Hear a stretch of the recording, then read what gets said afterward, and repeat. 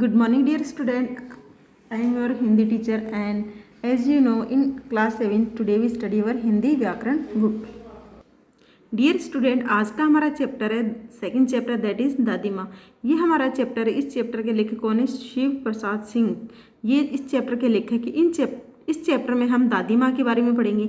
यानी लेखक की दादी माँ जो है उनका डिस्क्रिप्शन उन्होंने किस प्रकार से दिया है वो आज हम पढ़ेंगे. देखिए, कमजोरी ही है अपनी, पर सच तो यह है कि जरा सी कठिनाई पड़ते बीसों गर्मी बरसात और वसंत देखने के बाद भी मेरा मन सदा नहीं तो प्राय अनमना सा हो जाता है.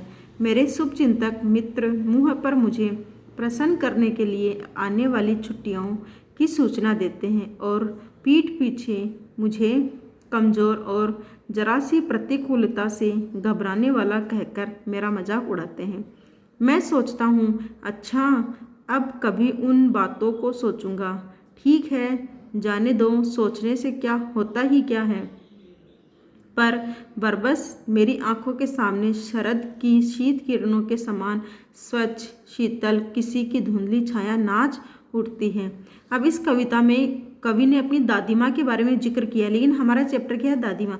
लेकिन इससे पहले कवि ने क्या किया? अपने बारे में डिस्क्रिप्शन अपने बारे में बताया है कि कवि का मन किस प्रकार से व्यथित होता है. तो इस कविता में देखिए क्या कहा. कवि कहता है कि आज नहीं, मुझे 20 वर्ष हो गए. 20 वर्षों से मेरे जीवन में कोई ना कोई परेशानी आती रहती, मेरा मन परेशान होता रहता है और मेरी परेशानी देख के मेरा शुभचिंतक जो है, मेरे अच्छा भला चाहने वाले, वो मेरे पास आते हैं और मुझे कहते हैं कि छुट्टियां हैं, छुट्टियां आने वाली है. ये बात बोलकर मुझे खुश करने की कोशिश करते हैं. तो कवि के जो शुभचिंतक है, कवि ने क्या कहा कि यानी मैंने कई बरस बीत चुके हैं. कवि कहता है कि मैंने कई बरस बीत चुके हैं, यानी 20 बरस हो गए. इतना जो मेरा एक्सपीरियंस अनुभव है वो है. मैंने कई बरसात, कई गर्मियाँ देखी, कई वसंत ऋतुएं देखी है, लेकिन फिर भी कभी कभी मेरा मन उदास हो जाता है, अनमना सा हो जाता है, बेचैनी सी हो जाती है. और मेरे जो भला चाहने वाले लोग हैं वो मेरे पास आते हैं और आने वाली छुट्टियों की मुझे सूचना देते हैं, मुझे बताते हैं कि छुट्टियां आने वाली हैं. और पीठ पीछे मुझे क्या बोलते हैं? ये व्यक्ति तो क्या है? कमज़ोर है, जरा सी विपरीत परिस्थिति आते ही घबरा जाता है. तो ऐसा बोलकर वो मेरा मजाक उड़ाया करते थे. और मैं क्या सोचता हूँ? मैं सोचता था कि कभी अपनी कमज़ोरी के बारे में सोचूंगा कि मेरे अंदर क्या कमज़ोरी है और शायद उनको मैं दूर करने का सोचूंगा. लेकिन बाद में क्या होता है, मैं ऐसे ही उसको छोड़ देता हूँ बात को. कोई बात नहीं, जाने दो, सोचने से क्या होता है. और अचानक ही मेरी आंखों के सामने सर्दियों की वो ऋतु के समान, किरणों के समान स्वच्छ किसी की धुंधली धुंधली तस्वीर मेरे सामने आने लगती है. आगे देखिए, मुझे लगता है जैसे क्वार के दिन आ गए हैं. मेरे गांव के चारों ओर पानी ही पानी हिलोरे ले रहा है. दूर के सिवान से बहकर आए हुए मोथा और साई की अधगली घासें, घेरू और बन प्याज की जड़ें तथा नाना प्रकार की बरसाती घासों के बीच सूरज की गर्मी में खोलते हुए पानी में सड़कर एक विचित्र गंध छोड़ रहे हैं. रास्तों में कीचड़ सूख गया है और गांव के लड़के किनारों पर झाग भरे जलाशयों में धमाके से कूद रहे हैं. अब देखिए, मोथा और साई क्या होता है? मोथा और साई एक खरपतवार होते हैं, यानी अनवांटेड प्लांट्स होते हैं जो फसलों के अंदर उगाते हैं. विचित्र मीन्स अनोखे, जलाशय यानी तालाब. अब इसका अर्थ देखिए, कवि क्या कहता है, लेखक क्या कहता है कि कवार के दिन आ गए. कवार के दिन यानी कि जो आश्विन महीना होता है, वर्षा ऋतु का जो महीना होता है, उसको कवार का महीना या कवार के दिन कहा जाता है. यानी कवार के दिन आ गए, कवार के महीना आ गया, बारिश का महीना आ गया. और चारों तरफ गांव में क्या है? पानी पानी है, बारिश का पानी पानी चारों तरफ बह रहा है, हिलोरे ले रहा है. और दूर सिवान यानी कि दूर से क्या है? मोथा और साई की अधगली घासें, यानी कि पानी में जो है चारों तरफ क्या है? अधगली घासें हैं, वो उगाई है, भरी पड़ी है. और उसके अलावा क्या है? बन ब्याज और घेरों की जड़ें, यानी कि साई और मोथा की अधगली घासें जो कुछ गल चुकी है, कुछ नहीं गली है. घेरू और बन ब्याज की कुछ जड़ें हैं, वो इस प्रकार के कुछ अलग अलग बरसाती घासों के बीज हैं, बरसाती जो पेड़ पौधे होते हैं वो उगाए हैं. और यानी अलग नाना प्रकार का मतलब होता है अलग अलग प्रकार के घासों के बीज वो उगाए हैं। और सूरज की गर्मी में क्या है, वो अधगले तो पहले बारिश के अंदर है, बारिश के पानी के अंदर है, तो अधगले तो पहले ही हो चुके हैं वो पेड़ पौधे, और उसके बाद में सूरज की गर्मी के कारण वो क्या है, एक अजीब सी उन पेड़ पौधों में उस पानी में गंध आनी शुरू हो गई है।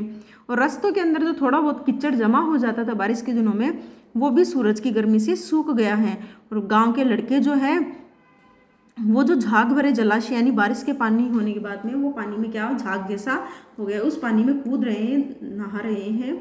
आगे देखिए, आगे देखिए, अपने अपने मौसम की अपनी अपनी बातें होती हैं। आषाढ़ में आम और जामुन न मिले चिंता नहीं, अगहन में चिवड़ा और गुड़ न मिले दुख नहीं, चैत के दिनों में लाई के साथ गुड़ की पट्टी न मिले अफसोस नहीं, पर कवार के दिनों में इस गंधपूर्ण झाग भरे जल में कूदना न हो तो बड़ा बुरा मालूम होता है। मैं भीतर हुड़क रहा था, 2-1 दिन ही तो कूद सका था, नहा धोकर बीमार हो गया। हल्की बीमारी न जाने क्यों मुझे अच्छी लगती है। थोड़ा थोड़ा ज्वर हो, सर में साधारण दर्द, और खाने के लिए दिन भर नींबू और साबु। लेकिन इस बार ऐसी चीज़ नहीं थी। ज्वर तो चढ़ता ही गया, रजाई पर रजाई, और उतरा रात 12 बजे के बाद में। अब चिवड़ा क्या होता है, जो भुने चावल होते हैं उनको चिवड़ा कहा जाता है। चैत यानी चैत्र का महीना, हिंदी महीनों के अनुसार जो सबसे पहला महीना होता है वो कौन सा होता है, चैत्र महीना। लाई यानी खील, जो चावल जो होते हैं उनको भूनने के बाद में जिनको अपन क्या बोलते हैं, खील बोलते हैं, यानी वो काफ़ी ज़्यादा भून जाने के बाद में चावल फुले हुए चावल होते हैं जिनको फुली भी कहा जाता है, उनको लाई के अलावा और क्या कहा जाता है, खील कहा जाता है। क्वार, जैसा कि मैंने बताया था, बारिश का महीना। साबू का मतलब होता है साबूदाना। हुड़क यानी इच्छुक होना, लालायित होना। तो ये जो इसमें कवि ने क्या कहा है कि आषाढ़ के महीने में अगर जामुन ना मिले, आम ना मिले तो कोई बड़ी बात नहीं, कोई चिंता की बात नहीं। और अगहन में भुने हुए चने और गुड़ ना मिले, चिवड़ा ना मिले तो कोई बड़ी बात नहीं। चैत के दिनों में खील और गुड़ ना मिले तो कोई बुरी बात नहीं। लेकिन अफसोस किस बात का होता है, अफसोस इस बात का होता है कि बारिश के दिनों में उस झाग भरे जलाशय में, तालाब में कूदने का, नहाने का मौका ना मिले तो ये सबसे ज़्यादा बुरा लगता है। और इस चीज़ के लिए मैं मन ही मन हुड़क रहा था, मेरी इच्छा हो रही थी कि मैं उस जलाशय में कूदूं और नहाऊं। और 1-2 दिन ही तो कूद सका था, यानी कि 1-2 दिन ही तो मैं उससे अपनी इच्छा पूरी कर सका था, उस जलाशय में कूद सका था। लेकिन क्या हुआ, 1-2 दिन नहाकर ही मैं क्या हो गया, बीमार हो गया। मेरे ज्वर यानी बुखार चढ़ गई। और ये बुखार जो थी, हल्की हल्की बुखार, ये मेरे को बहुत अच्छी लग रही थी। जिसमें क्या हो रहा था, सर में थोड़ा सा दर्द हो रहा था, और खाने के लिए क्या मिल रहा था, सारे दिन भर नींबू और साबूदाना। तो बुखार ऐसी चीज़ नहीं थी जो हमेशा मेरे को बुखार चढ़ती है तो मेरे को अच्छा लगता है, लेकिन इस बार ऐसा कुछ नहीं था। जैसे ही बुखार चढ़ी तो ये चढ़ती गई और मुझे रजाइयों पर रजाइयाँ उड़ाई गई, ताकि मेरा जो ताप है, बुखार है, वो कुछ कम हो सके। और बुखार कब उतरी, बुखार रात को 12 बजे के बाद में उतरी। आगे देखिए,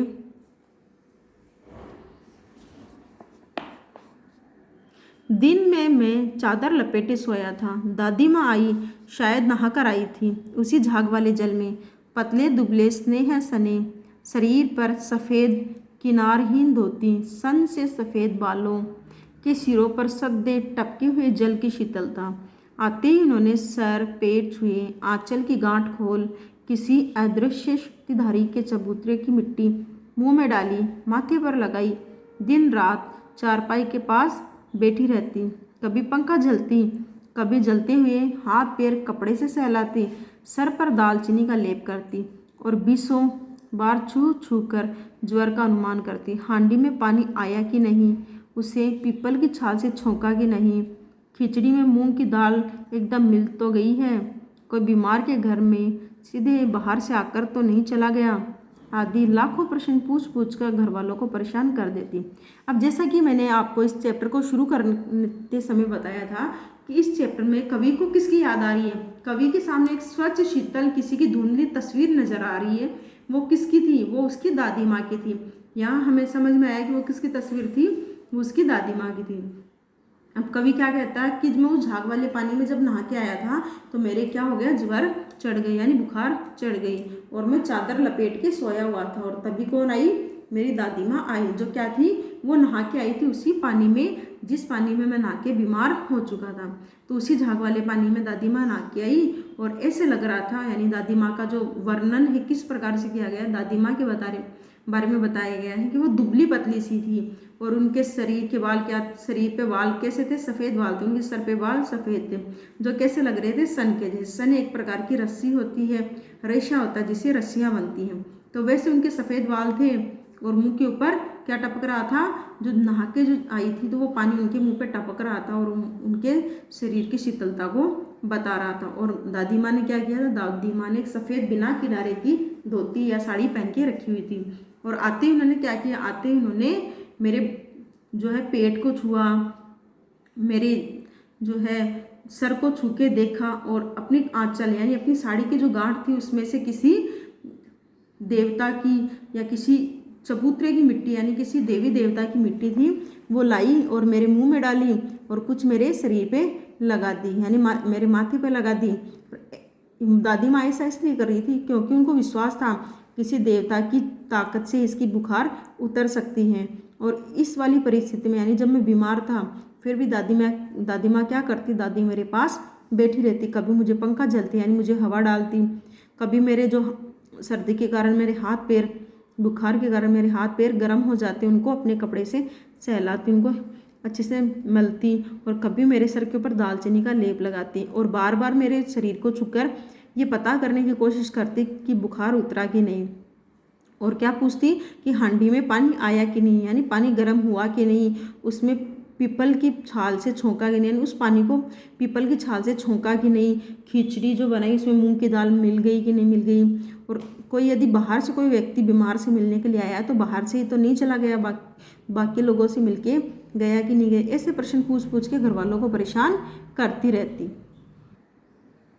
गवई माँ को गवई गांव की 50 किस्म की दवाओं के नाम याद थे। देखिए वापस से देखिए, दादी माँ को गवई गांव की 50 किस्म की दवाओं के नाम याद थे।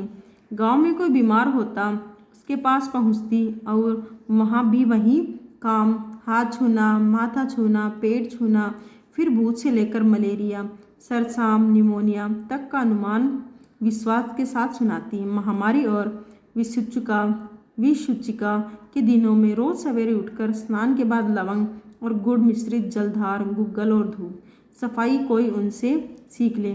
आगे देखिए, दवा में देर होती, मिश्री या शहद खत्म हो जाता, चादर या लिहाफ नहीं बदले जाते तो वे जैसे पागल हो जाती।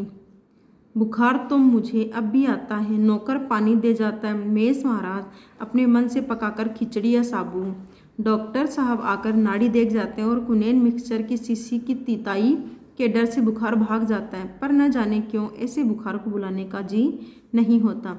अब क्या कहा है कवि ने, लेखक ने कहा है दादी माँ, दादी माँ के बारे में होता है गवई यानी ग्रामीण जो भेष होता है, ग्रामीण परिवेश जो होता है वहाँ के बारे में बताया है।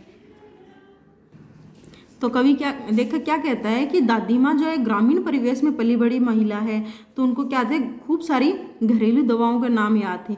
यदि गांव में कोई भी महिला, कोई पुरुष, कोई बालक बीमार हो जाता तो दादी माँ उनके घर जाती और उनको दवाई देती और कई रोगों के नाम तो उनको अच्छे से याद थे। कई रोगों को तो हाथ पैर छूकर ही बता देती कि इसको इस प्रकार की बीमारी, जैसे कि भूत पिशाच की बीमारियाँ, मलेरिया, सरसाम की, निमोनिया, हैजा, ये बीमारियाँ जो थी वो उनको छू के ही बता देती कि तुम्हें इस प्रकार की बीमारी है, यानी अनुमान लगा लेती और उनके अनुमान के अनुसार वो बीमारियां भी वही होती।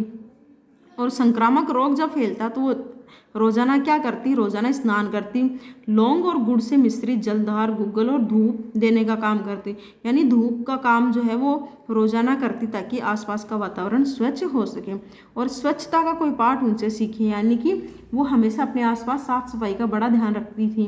दवा खिलाने में, मिश्री या शहद खत्म हो जाने में, चादर या गिलाफ न बदलने पे वो व्याकुल हो जाती, यानी कि उनके सामने हर काम सही समय पर होना चाहिए। अब आगे लेखक क्या कहता है कि मैं बीमार तो अभी भी होता हूँ लेकिन मुझे अब पहले वाला बुखार नहीं आता, यानी पहले जब बुखार जब होता था दादी माँ मेरी देखभाल करती थी लेकिन अब दादी माँ के जैसे देखभाल करने वाला कोई है ही नहीं।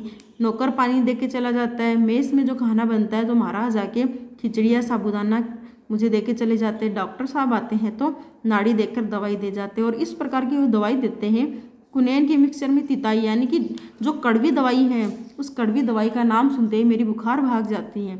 लेकिन अभी कभी लेखक क्या कहता है कि मुझे अब इच्छा नहीं होती, जो पहले वाली मुझे बुखार होती थी वैसी बुखार मुझे हो जाए, लेकिन अभी जो बुखार होती है ऐसी बुखार की मुझे इच्छा नहीं होती है। तो बच्चों आज हमने हमारे 5 पैराग्राफ अच्छे से पढ़े हैं। अगले वीडियो में हम आगे के पैराग्राफ पढ़ेंगे। तो आज आपको क्या करना है, जितने पैराग्राफ मैंने करवाए हैं उन पैराग्राफ को व्याख्या के साथ में आपको लिखना है और याद भी करना है। डियर स्टूडेंट, अगर आपको कहीं कन्फ्यूज़न है तो आप कमेंट करके हमें पूछ सकते हैं। आपको इस वीडियो को ज़्यादा से ज़्यादा लाइक और शेयर कमेंट करना है।